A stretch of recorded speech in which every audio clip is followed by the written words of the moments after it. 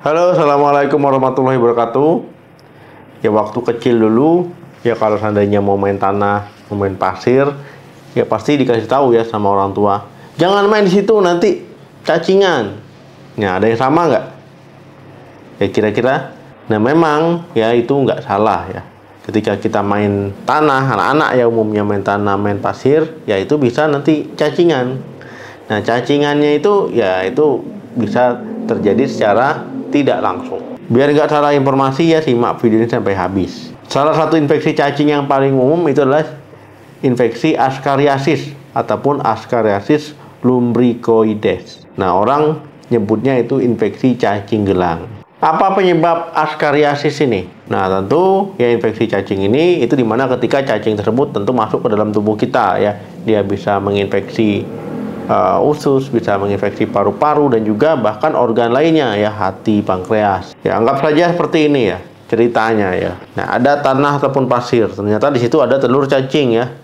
Nah kemudian anak-anak tersebut main di situ ya, ataupun kita lah main di situ ya, kemudian telur cacing tadi masuk tangan, kemudian ya itu masuk ke dalam mulut kita ya, kemudian dia di dalam perut kita ya, dia berkembang biak. Ya selain tanah, ya ini bisa juga dari makanan yang terkontaminasi ya, ataupun ya ketika menyentuh tanah tadi ya nggak cuci tangan kemudian menyentuh mulut. Nah telur yang masuk ke dalam pencernaan kita ya itu nanti dia bisa menetas ya, bisa jadi larva ya. Larva inilah nanti dia kemana-mana ya, ke usus ya, ke paru-paru dan kemana-mana pokoknya. Nah kalau seandainya dia berkembang biak ya, cacing ini cepat sekali ya, banyak juga.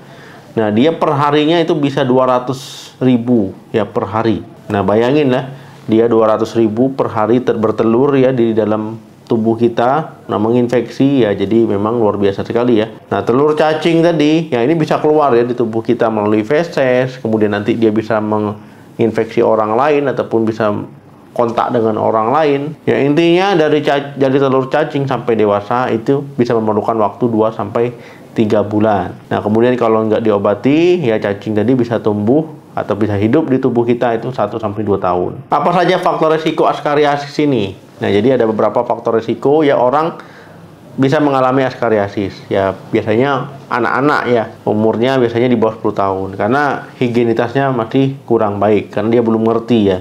Kadang dia main tanah ya nggak cuci tangan, main tanah megang-megang mulut, ataupun kadang anak-anak yang suka makan tanah ya, makan kotoran itu ada.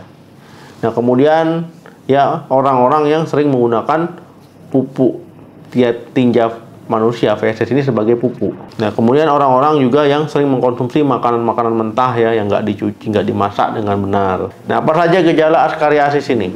Gejala Ascariasis ini macam-macam ya, tergantung di mana dia menginfeksi. Kalau menginfeksi paru-paru ya ini bisa sesak ya, bisa demam ya, bisa mengi napasnya, bisa batuk-batuk. Kalau dia menginfeksi usus ya gejalanya bisa diare ya, bisa mual muntah, bisa BAB-nya berdarah, bisa sakit perut ya, bisa hilang nafsu makannya, bisa berat badannya turun, dan bisa ada cacing ya ketika dia BAB ataupun ketika dia muntah ya. Bagaimana pengobatannya dok?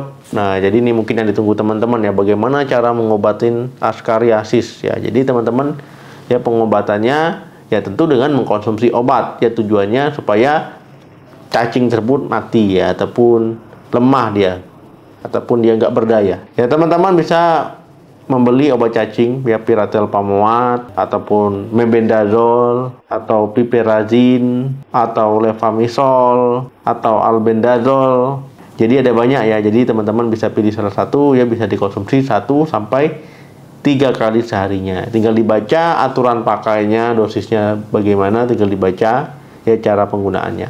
Ya ini bisa dibeli di apotek ya tanpa resep dokter.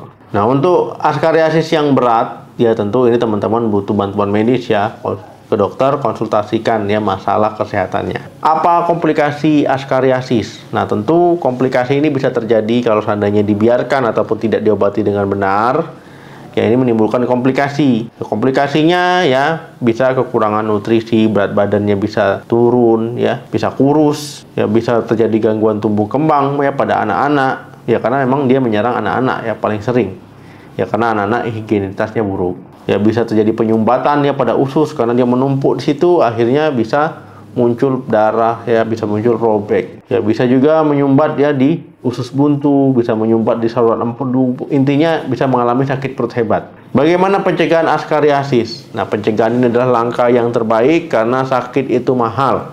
Sekali lagi saya ingatkan, sakit itu mahal, ya butuh waktu lama, ya akan mengganggu aktivitas, pikiran, ya tenaga dan sebagainya.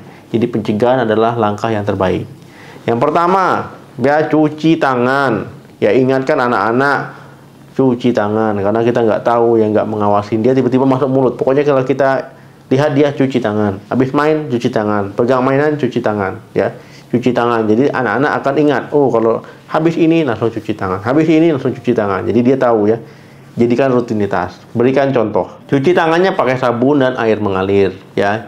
Jadi ajarkan dia cuci tangan dengan cara yang menarik. Mau entah itu dia setelah BAB, sebelum makan, setelah makan, habis buang air kecil, habis pegang mainan dan sebagainya. Pokoknya cuci tangan. Yang kedua, cuci buah dan sayur dengan benar ya, sebelum dikonsumsi ataupun sebelum dimasak. Yang ketiga, ketika masak makanan, masak sayuran, pastikan benar-benar matang, jangan setengah-setengah matang. Yang keempat, ya ketika mengkonsumsi air, ya rebus sampai benar-benar matang, ataupun kalau seandainya keluar, ya minumlah air mineral ya. Jadi yang bersegel ya, itu lebih baik juga. Nah, jadi teman-teman, jika ada tambahan silakan tulis di kolom komentar. Terima kasih yang sudah menonton video sampai habis. Jangan lupa like, share, dan komen. Sampai ketemu lagi di video saya selanjutnya. Salam sehat, sampai jumpa.